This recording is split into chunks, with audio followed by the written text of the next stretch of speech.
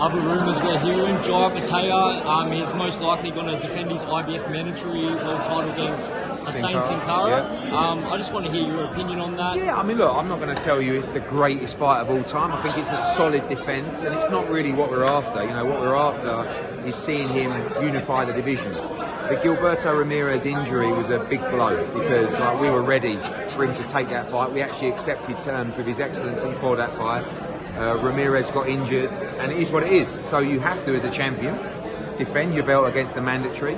First bids will be quite soon for that, and we'll be looking to wrap up a deal soon. Now, assuming JAI is to get past that, the WBO last week, they come out announcing that they'll bring in interim belts. Do you think that's actually going to make it tougher, say, when Zurdo returns?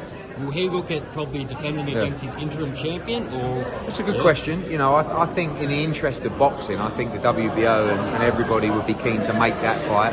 I think JAI against Ramirez is one of the best fights in boxing, but at the same time, he's got to get in the ring with him. And sooner or later, I would feel JAI will be moving to heavyweight, but I would like to see him unify the division first. Yeah. Do you think he will wait around with Zurdo and Badu Jack, or I think he's probably going to fight in, I don't know, November, December, and then after that, Zurdo's either going to take the fight or he's not. You can't make these guys get in the ring. Do you know what I'm saying? And if Zurdo refuses to fight him, probably got to make the move to heavyweight. But I just think it would be a shame not to pick up the other belts. Now, another thing I want to talk about, Justice Huni, Terra Moana, we've got Alex Lee on the card. You just mentioned a good thing in your media scrum.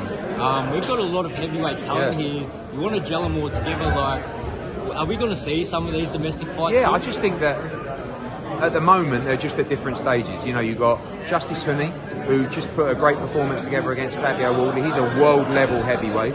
Then you've got Terra Moana, who's just, you know, obviously a novice coming through, but a great amateur pedigree, a future world heavyweight champion. And then you've got Alex Leopold, who's only 19. So I don't think yet you're going to see those guys fighting. One day I'd like to make justice against Terra Moana for the world heavyweight title. But I do think that we should start after. I want to give Justice 10-round fight in November, December, and then in 2026 I want to bring a big heavyweight fight to Australia. That's the kind. I think the heavyweight division is going to help you guys make big fights and big nights. I mean, I like Justice against Joseph Parker. I think that's a really good fight. I know Joseph's chasing the world championship, but those kind of opponents here would do good business, and Justice is ready for the big fights. Like, what about even if JAI's to move up? Joseph Parker, JAI, both got the Samoan heritage. Yeah, right, absolutely. That's a tremendous fight, and I love Joe. You know, he's a good friend of mine. He's a tremendous fighter, and I really feel like JAI is going to be a problem for people at heavyweight. So big fights to be made. Thank you for your time, mate.